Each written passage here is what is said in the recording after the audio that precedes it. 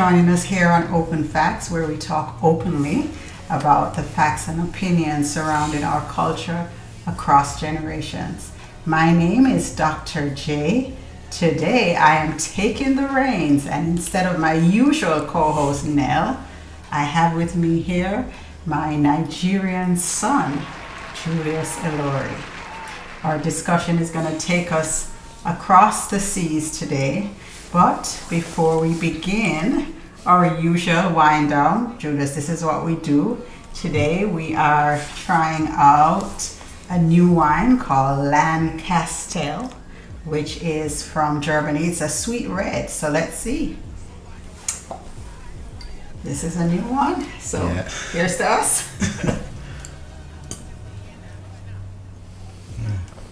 Pretty That's good. great. What do you think? Yeah. Okay, so one of the things that we usually do here on set is some icebreaker cards, right? From this company, Best Self.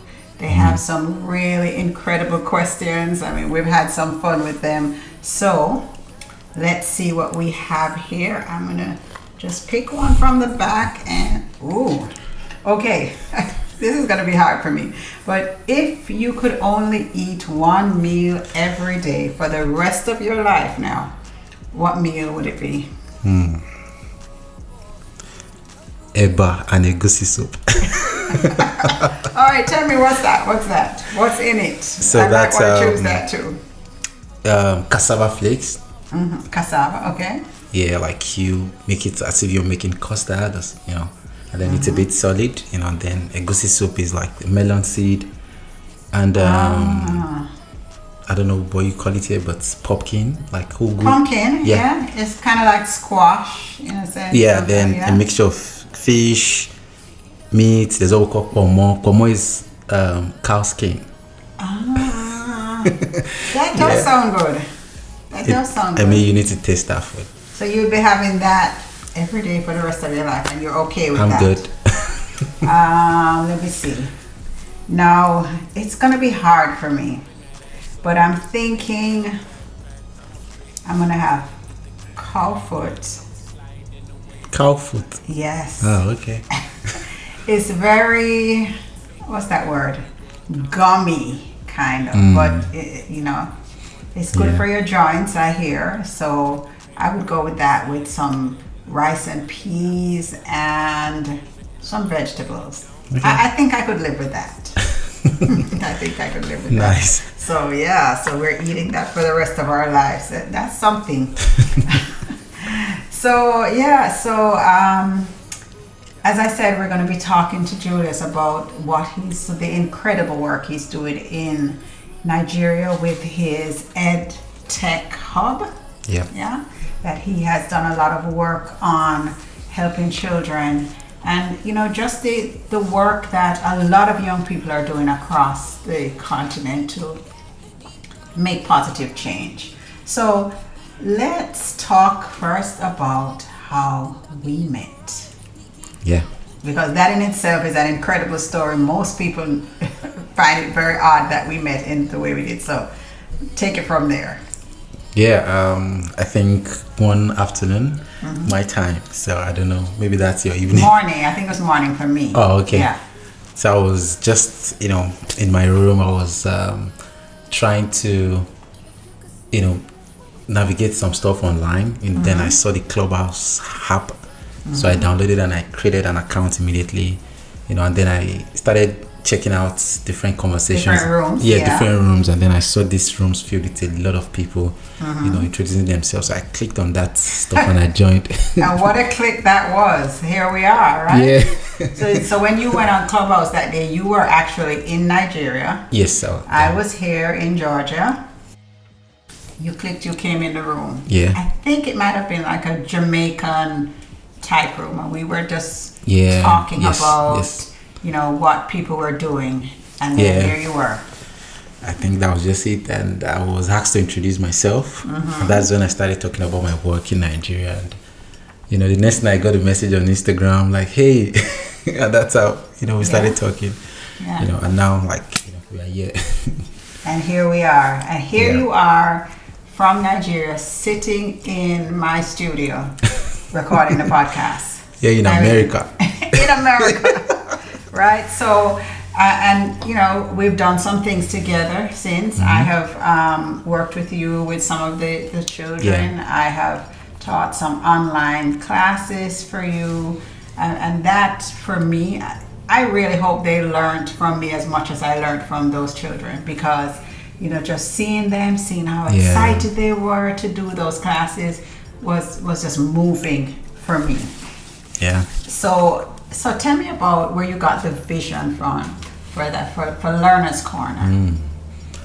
I think during the pandemic, you know, we couldn't do anything. You know, there was these restrictions of movement, and then I run a non-profit before then. Like, I was focused on supporting young people in schools, you know, but when the pandemic started, we could not go out anymore. We couldn't do anything, and I was thinking of what next for me. So I was a bit confused. I don't want to say depressed, but I was tired of everything, because you're just in one room and We're all locked in. Yeah, I know the feeling. We were locked in. Yeah, trying to figure out. And then I'm a Christian and I'm a believer, so I think at the point I was praying about everything, not just even the pandemic. I was like, are we ever going to, you know, come out of this Get back whole to thing? normal. Yeah. So and then I slept off, and then I picked it. It was like a dream, you know.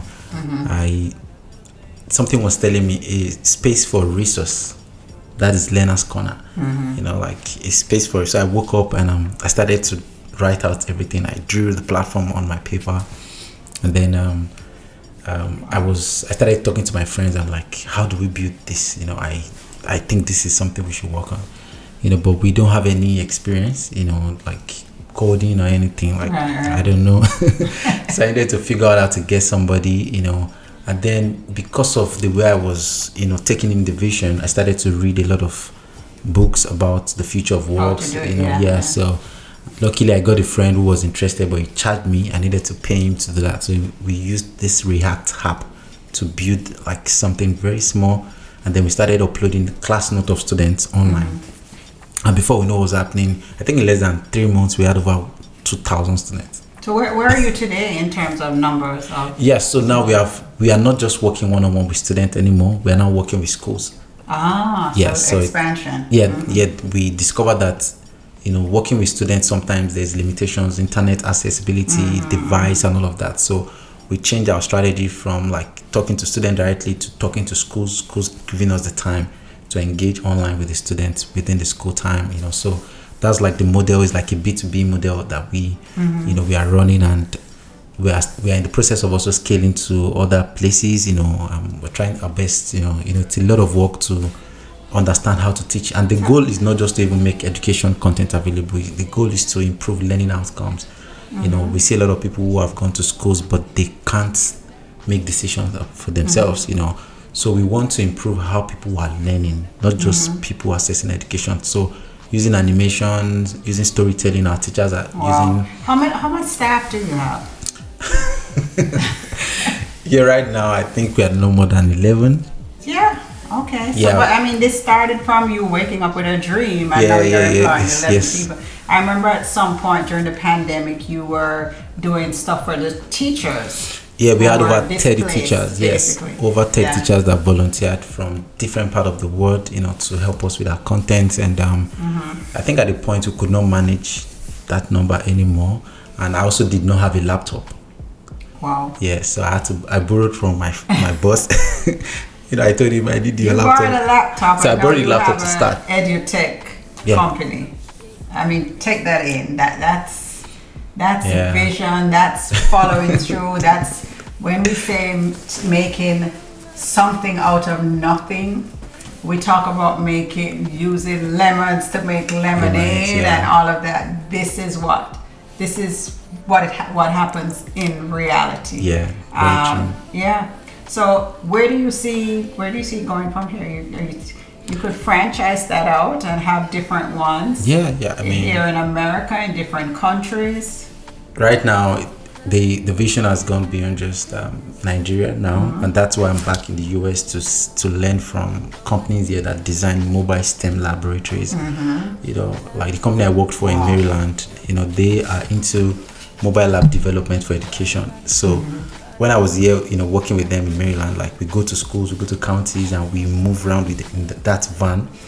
Then I saw the way students were interacting with those contents, and I'm like, this needs to go to Africa. Yeah. And that is why I came back, to America, to bring my people back to see what I saw, and how can we now. It's a lot of investment, but we can take this back to Nigeria, especially to those schools in rural community that don't even have a lab. Wow. All of the students that, maybe science students, doing chemistry, they don't have a lab. So all of this, what countries have you been able to go to as you spread your wings around the world? Where have you been? In the last 2 years, I think I've been to more than 8 countries around the world. Wow. Yeah, so my first time out of Nigeria was going to Finland as one of the Lagos State delegates. I went out with my government to Finland to have these education conversations with the Finnish government.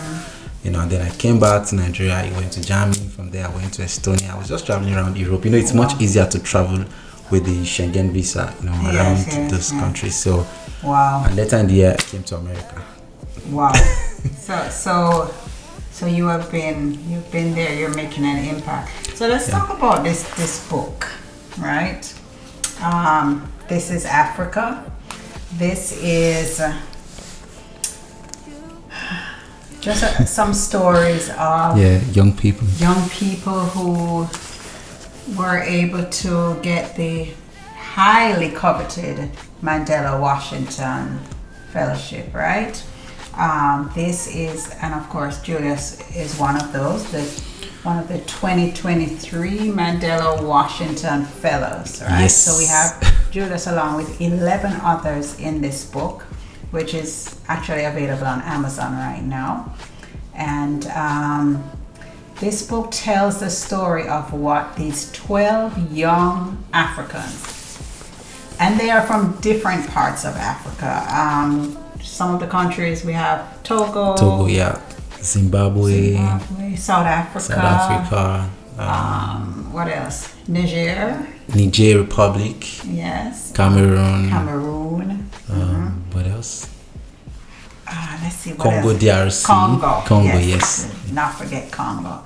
Right. So we have so many countries in here, and just these young people that I had a chance to speak to every one of them, and it has been phenomenal. The work they're doing, what they're doing from having so little.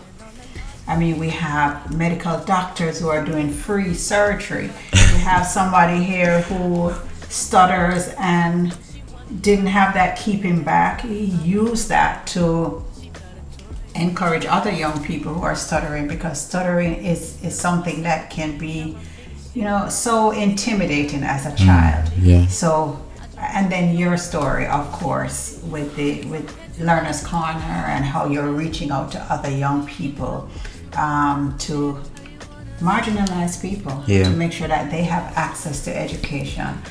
Something that every country, even in America, we have young people who don't have access to the type of education that would help them to get ahead. So it's just amazing work.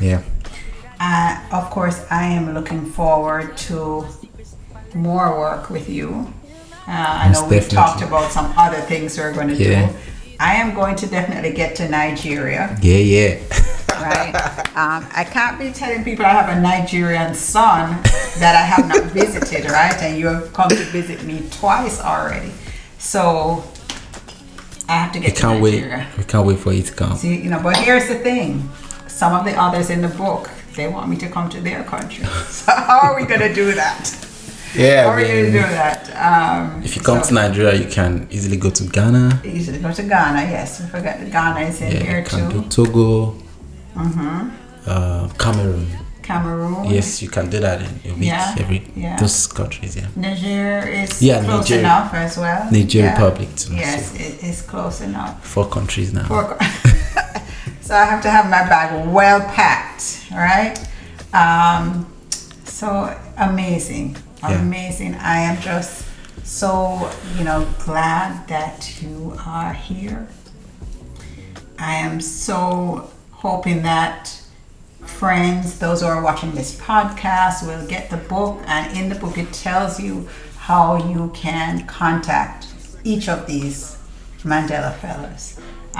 We chose 12, but of course, how many did you have in the group? Yeah, we have like 24. 20, I think 24, 20, 24, yeah. Mm-hmm. So there are a lot more people doing, and so I'm gonna, hopefully we can get their stories for part 2 of the book, and so we can move on from there. But you know, the important thing is getting the stories out, letting people see Africa from a different perspective. Yeah. You know, a lot of views on Africa that we get here, especially, that's not what Africa is. This is Africa, right? This is Africa. Africa is resilient people doing a lot of work. And when I did put the book together, I inserted one of my favorite quotes from Nelson Mandela, which is, "There can be no greater gift than that of giving one's time and energy to help others without expecting anything in return." And that is what this is all about. Yeah. Selfless work, you know, real work. Servant leadership. Servant leadership. That is what this is about. And you know, it is not lost on me that the idea of the Mandela Fellowship was Barack Obama's. Yeah. And which was our president years ago. Seemed like so long now. But this was his idea, his way of reaching out across the continent, recognizing that there are young people who need to give that chance, who can shine, who are doing good things in their country. And so the program continues. We have a new set this year. You're like you're like a old boy of this now, because they had you to come back to speak to this class, right? So you're one of the ones that stood out. I think so. Obviously, you're one of the ones that stood out. But, you know, Barack Obama talked about change and the fact that change will not come if we wait for some other person or some other time. We are the ones we've been waiting for, right? We are the change that we seek. So, wise words from our former president. But, you know, while people might say that, you know, leadership can develop over time, and it does, but look at what you all are doing. You are leading now. You are taking the charge now and doing what you need to do. So, thank you. Thank you so much. Sitting down with me today. Thank you for having me. This has been great. Again, get the book.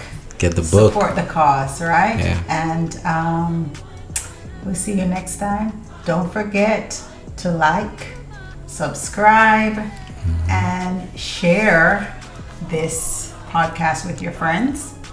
And let's keep it going. Thank you all. And we will see you next time. Next time. Yeah. Bye. Bye-bye.